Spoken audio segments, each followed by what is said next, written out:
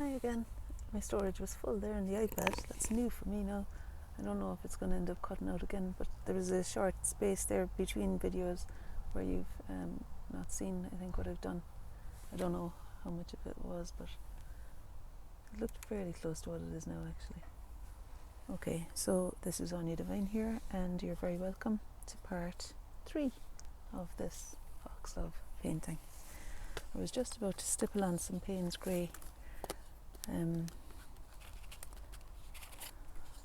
with this flowery stencil here, because maybe I'll use it over there, will I? Let's see now. I want to use this leafy shape, I think, and I'll do it here.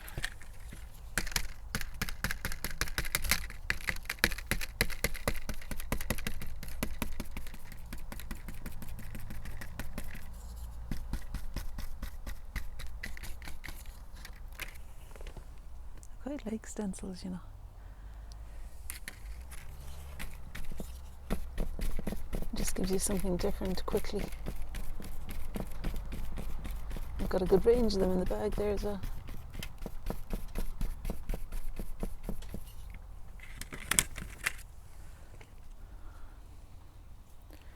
There's that one. And I'll just do something dark down in this corner. Maybe you can't see what I'm doing there. This is Payne's Grey still.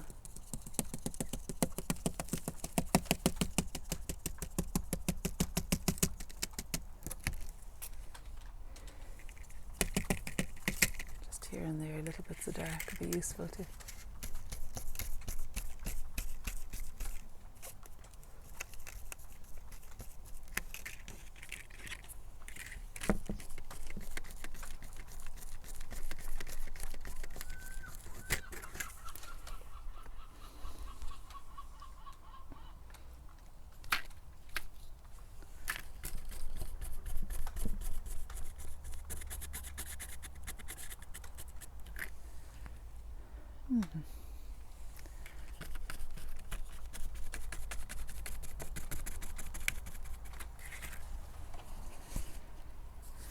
There's a nice shadow cast on the shed there now because of the sun just coming out.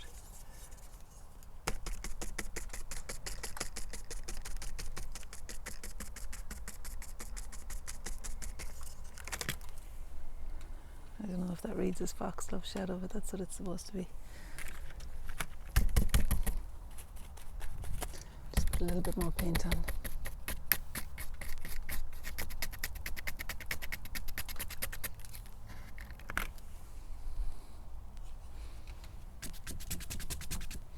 Alright, geez, if I had a time limit now, to do me no harm at all. The sun's come out now, so I'll be here all day, as long as the memory holds up.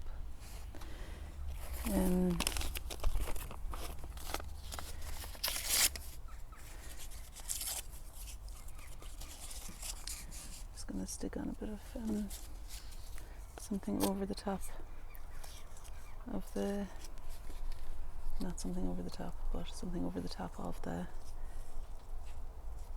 shadow there. This is going to be the other foxglove, and this is going to be a leaf. It's still catching the light in front of the shadow.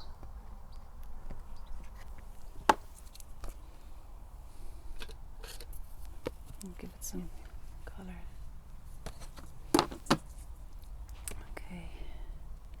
And it's about time, isn't it, that I did some sort of foxglove thing.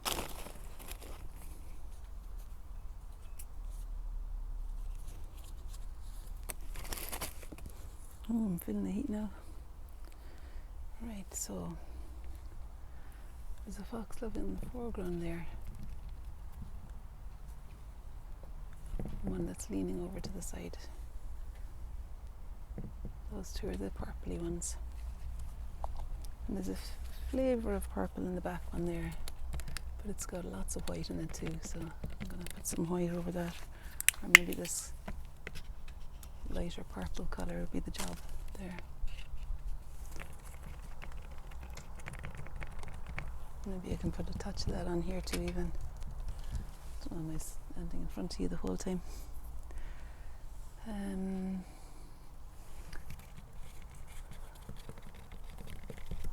white, but it's got a kind of yellow greeny feel to it at the top.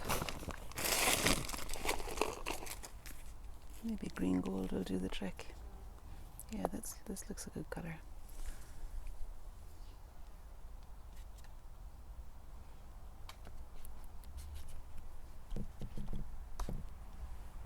Looks a good colour for these back ones anyway, maybe not for the ones at the front.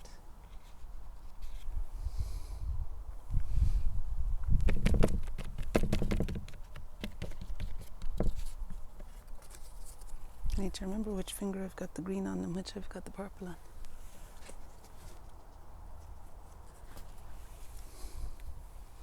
Or I could just do this. Yeah, green gold isn't exactly it, but it's close enough that I can just I can embellish it with some of this Winsor & Newton drawing ink.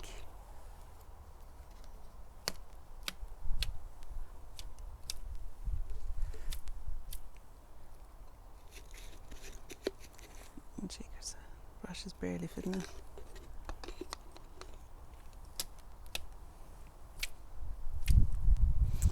Okay, now I just remembered I've got something up my sleeve, don't I?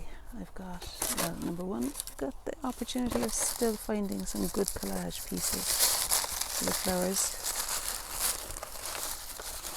There's some purplish ones in here. And the other thing I was going to say up my sleeve is the chalk pastels and the oil pastels. I'm just going to put some brightness into these flowers.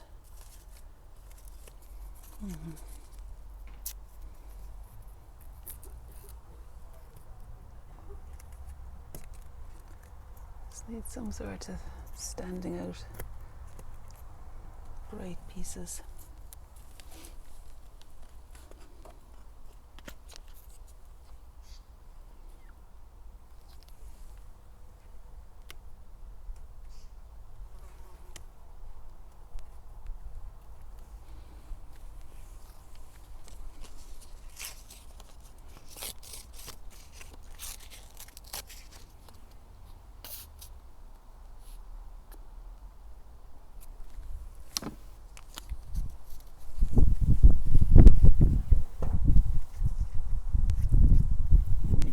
On the whole out of that flower.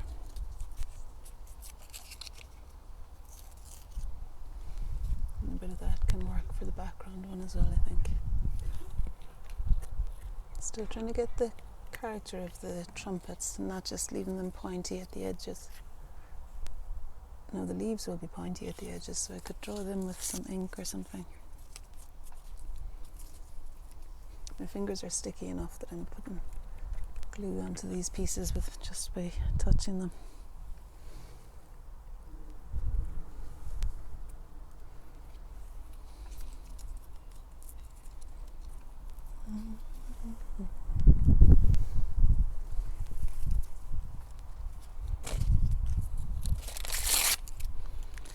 The old faithful Amaretti biscuit wrapper.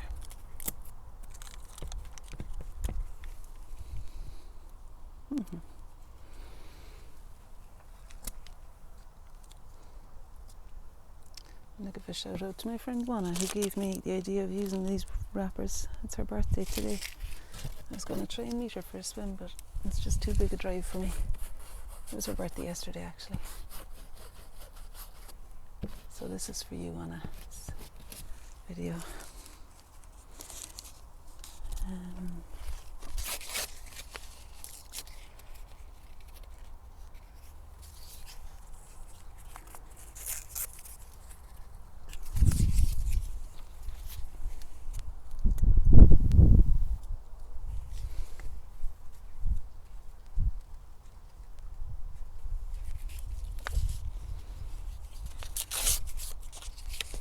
I'd say the stencils might come in handy again for the white one especially.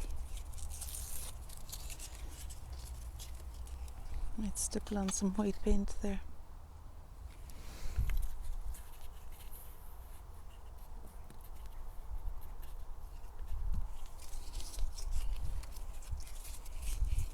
The memory is still holding up, thankfully.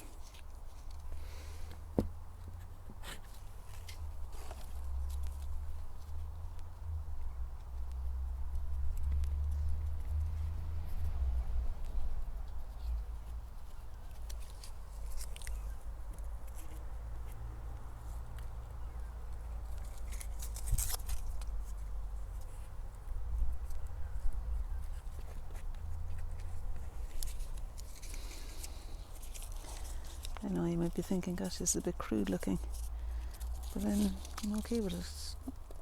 Lost and found, that's the thing. The lost and found thing is something that I quite enjoy. I have to kind of climb back out of chaos. I did that a bit in my house today, actually. Climbed back out of chaos. I started tidying up. Woohoo! And I've done a lot of weeding as well in the garden.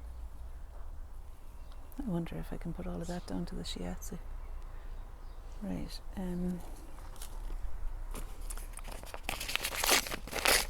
Now that I've got glue on the foxglove there in the foreground, I might as well put a bit more paper on rather than going straight in with the stencils. Nice to see the bees buzzing around the foxgloves there as well. There's a fair few buttercups in the garden and I actually really love them, but they were taken over from other things, so in some places I have thinned them out. I'd say they're a flower that they're fairly invasive in a garden. They certainly are here anyway. But there's a bright bunch of them sticking out under the decking and I'm leaving those there because I love them. Now, the white. Okay, so I'm going to maybe use the stencil to bring this foxglove together a little bit more. I'm going to find one that's vaguely like a foxglove. That's quite good. And I'll put out some white paint.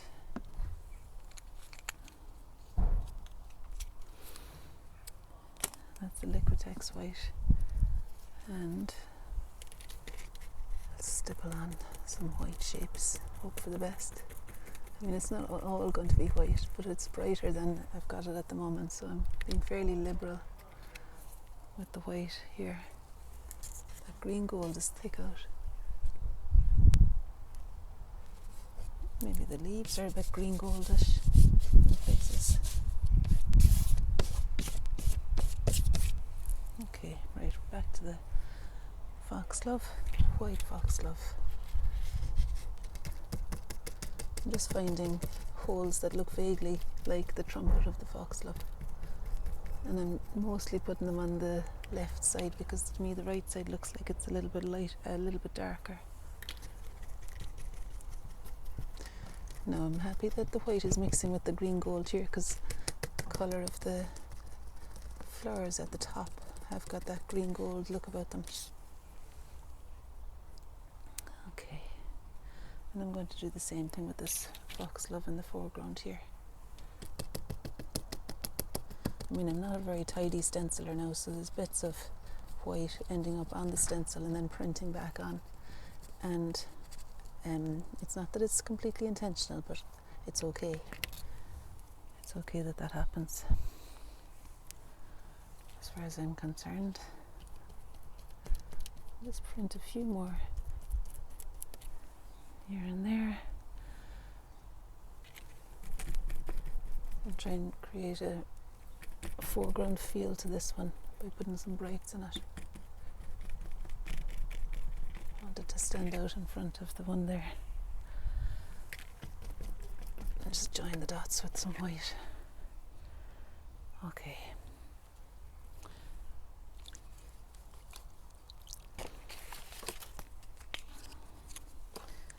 Maybe a little bit of mauve is called for here now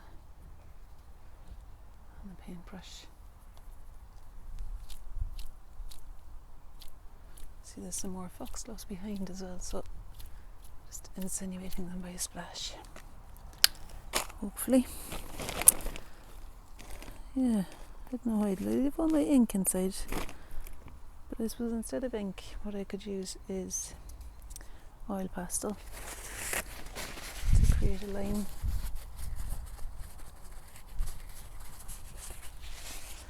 Yeah, so I'm going to get a dark oil pastel, maybe even black, and I'll use my non-dominant hand. I hope you're able to hear okay. I'm going to use my non-dominant hand because I don't want it to be too contrived or to get too tidy. This is not a tidy picture. It's not a tidy garden. So just here and there I'm finding the shape of the space between the flowers.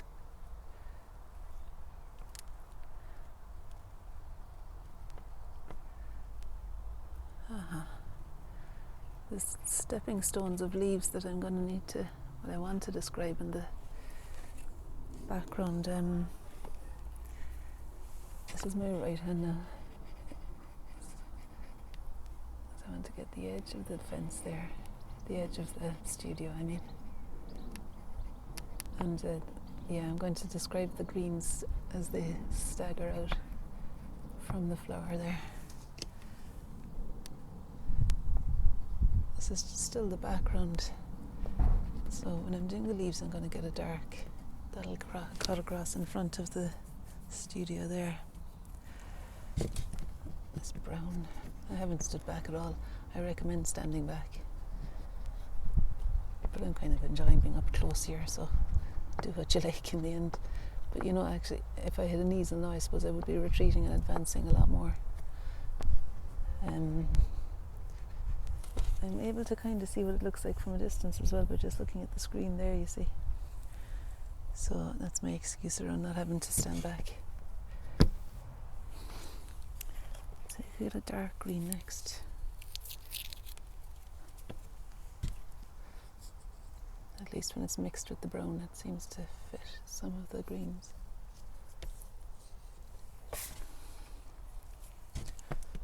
Yeah, back to the black again, because I need something to hang it all together back here. There needs to be some significant punchy darks in between those green foxglove leaves.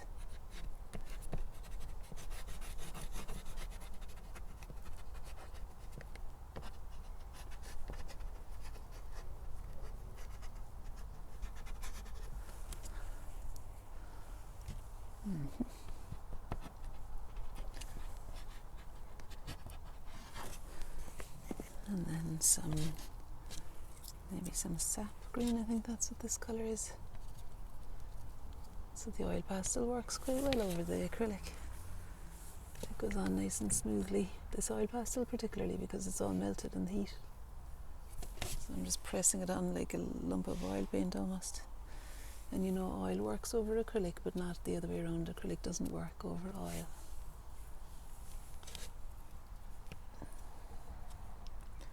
Although depending on the pastels, sometimes you can use acrylic alongside, well, I use acrylic alongside oil pastels sometimes, and if it's thick enough, the acrylic can meet the oil pastel successfully too. Just one more little bit now. I thought I would use that for the stem, foxglove stem there, and top.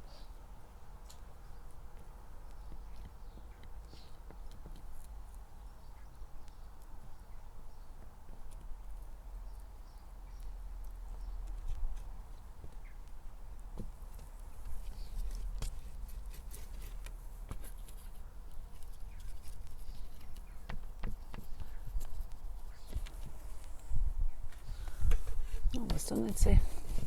I feel like there needs to be some white again, injected in places, a line, so the oil pastel white, this Caran d'Ache one is a good creamy colour, creamy consistency rather.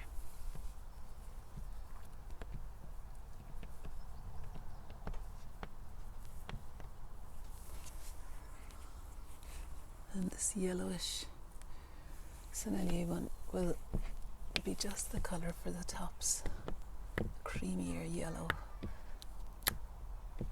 for the top of the foxglove, and certainly for this one.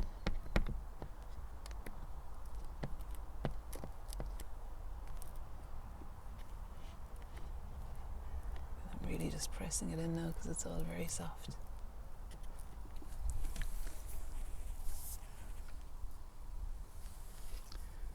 And speaking of soft, the last thing I'm going to do is get out my soft pastels. Thank you, Claire, for donating them to me so kindly. I've got very good friends. Maybe those are the people that sign up for workshops, get the materials, and then realise they don't like them.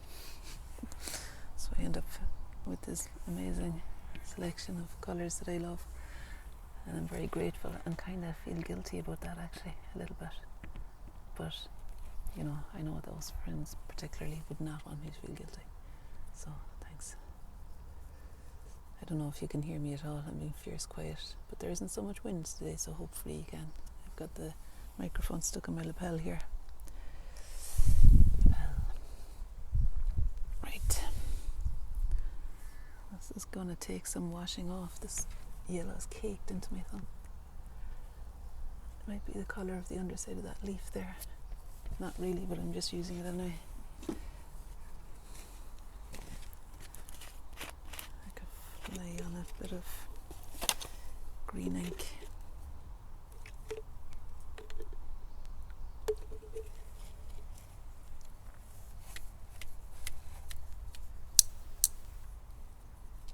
Now, what was I going to do? Chalks. I call them chalk pastels, but I think they're officially called soft pastels. And that's the final move for me. So I'm hopefully gonna bring things together with these now, rather than drive them further apart from each other. Because to me it looks like there's a bit of cohesion needed here. Are you still there? You are. Good. Maybe I could knock that back actually before going in with the chalk pastel. I might just put a bit of Payne's grey in there, because while I like the pattern, I feel like it's maybe a little bit dominant there. I want to knock it back from the Foxgloves, and it also allows me to kind of explain the edge of this one a little bit more clearly, bringing the Payne's grey edge in.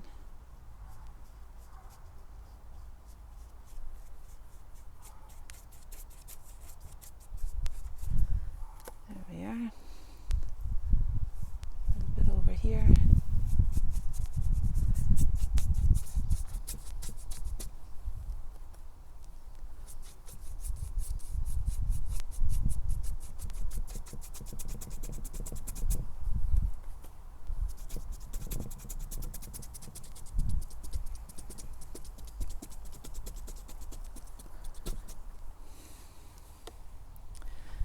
Yeah, and I want to lift off a straight line. I want to create a straight line there again of white or something, so I need a straight edge, because there's a bit of light on top of that fence. I know what I could do. I could put a touch of white on the edge of this and print it on. Just the white acrylic. And it's not exactly bright white, but I want there to be some bit of light reflected on the fence. So that broken edge is good for me. Now, and some light, a bit more light on those in the foreground, and I'm going to use the soft pastels now to find some of those lovely lights.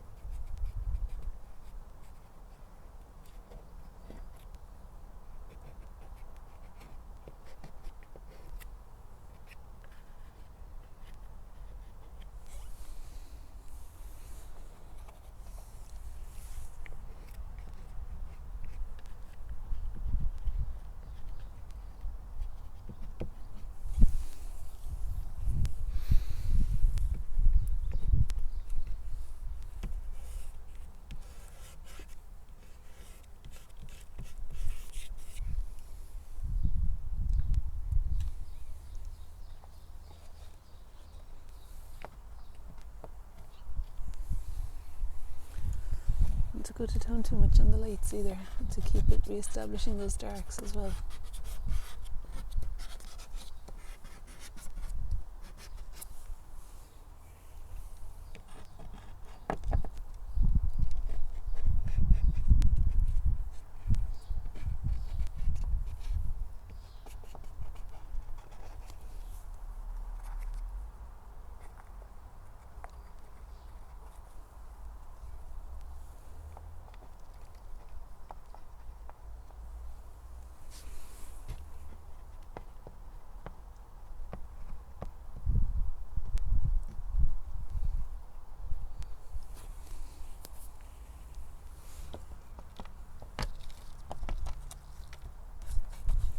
Do you know, I think I'm going to stop there.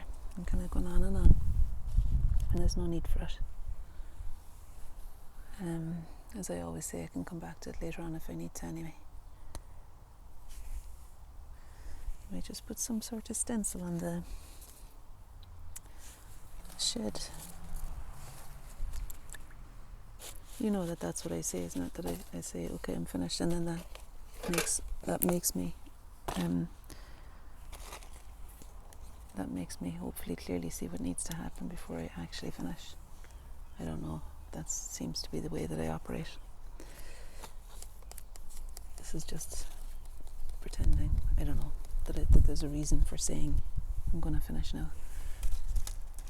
I just thought that looked a little bit fence-like. Let's see. Maybe I'll use a darker colour too.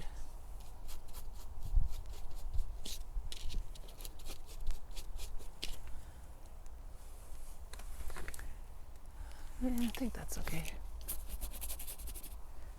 So Payne's Grey and Van Dyke Brown this time mixed together. But it could be any dark brown really. And as it dries I'll wipe it away a bit so it's not so rigid. But I just wanted to disturb those splashes a little bit, because I feel like the splashes are best reserved for the greenery and the flowers.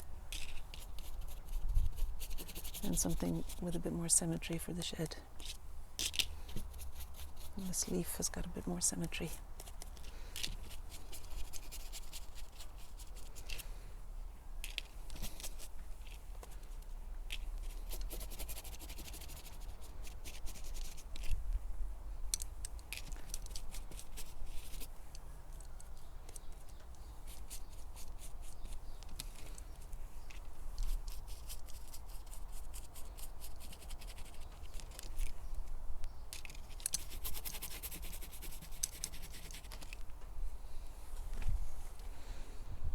Yeah, okay.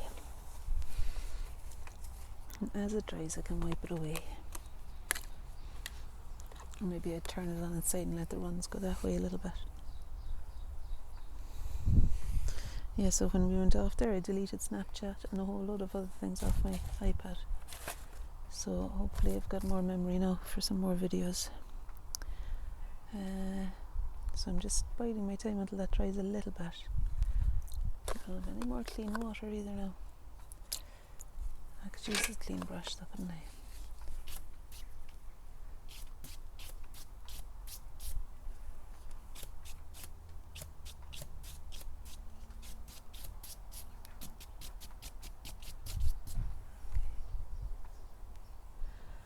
I think that's what I want to say about that.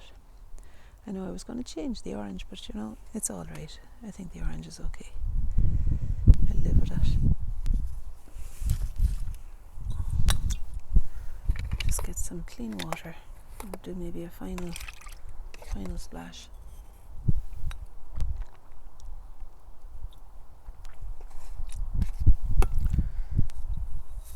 Mm-hmm.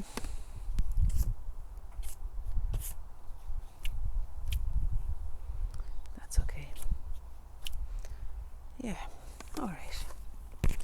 So, there we have it. Maybe I'll bring you in a little bit closer to see. I can't, you know, I'll bring the painting over to you because the mic is attached. Okay, so there's some bits of stenciled on stuff underneath, and then chalks, well, oil pastels and then chalk pastels, and of course there's collage all over the show as well. sticking out the top. And the splashes and wiped away bits of acrylic are kind of exciting as well. So I'll see if I can let you see the full thing again.